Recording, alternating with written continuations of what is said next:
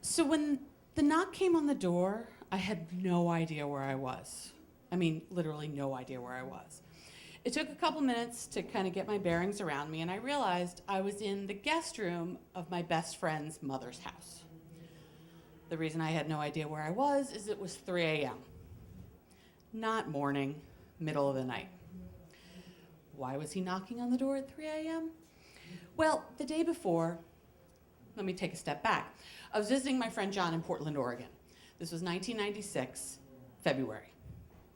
And the week before, there had been terrible floods in southern Washington, northern Oregon. And we were going to go to the coast on the next day. In Oregon, it's the coast. I say the shore. In Oregon, it's the coast. They are happy to correct you multiple times. So when John came to me and said, I think we're going to go to the coast tomorrow, I said, great. I like the Pacific Ocean. That sounds awesome. And then a couple hours later, the phone rang, and he goes and takes the call and comes back and says, you know how we were going to go to the coast tomorrow? You mean the shore? I mean the coast. We just got a call, and they need people to drive in Bill Clinton's motorcade tomorrow. Oh? Because of all the floods, Bill Clinton was coming for all the FEMA. We're going to send you the money. We're going to fix all the things, yada, yada, yada. John and I were both political science majors, both presidents of college Democrats. Like, this was our thing. This would have been like if I'd been 13 years old and you said you get to meet Michael J. Fox. I was 23. I get to meet Bill Clinton. I'm in.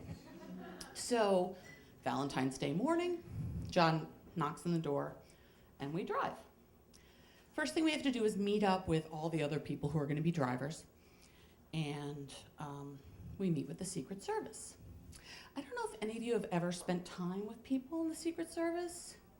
They are a joyless people. I mean, they've got a really important job, but they are truly a joyless people. Don't make jokes. They won't buy into them. So they tell us everything we have to do that day. We're going to be taken to this high school in southern Washington. The president will fly in into the middle of the football field in Marine One. Marine One's the helicopter. Air Force One is the airplane. Marine One's going to come down. And then we're all going to get in these vans. We're going to drive around town, and then there's going to be a town hall at the fire station. Great.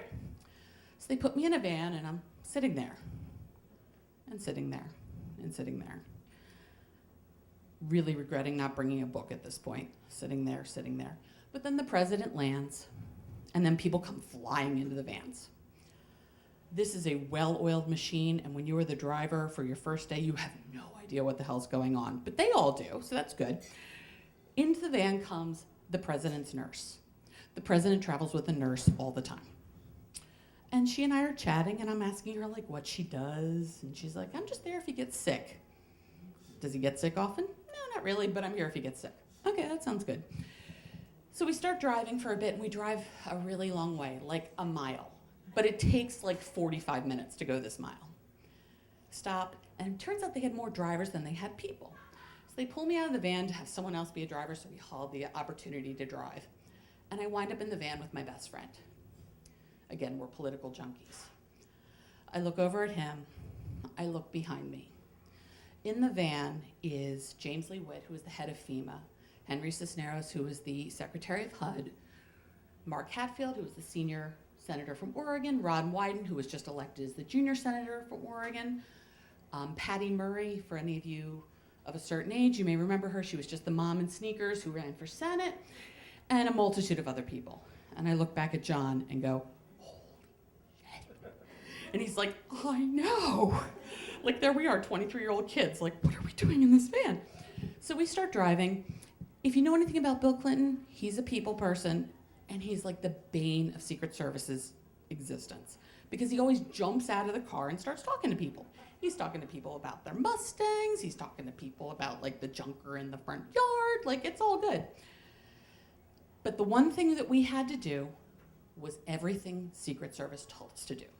Again, they're a joyless people. So at some point, Patty Murray jumps out of the van. She's chit-chatting it up with the people, and Secret Service tells us to move.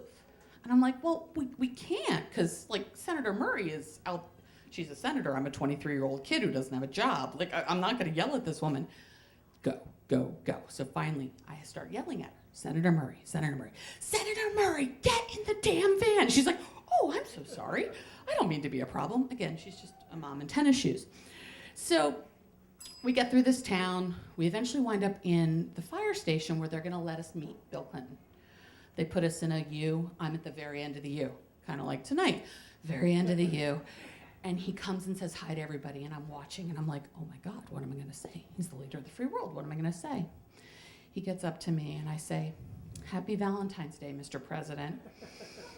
Please wish Hillary Happy Valentine's Day as well. He says, thank you, walks away. About a year later, I realize this is in the middle of the Monica debacle, so maybe not his best Valentine's Day. But that was the day my job was to listen to the Secret Service.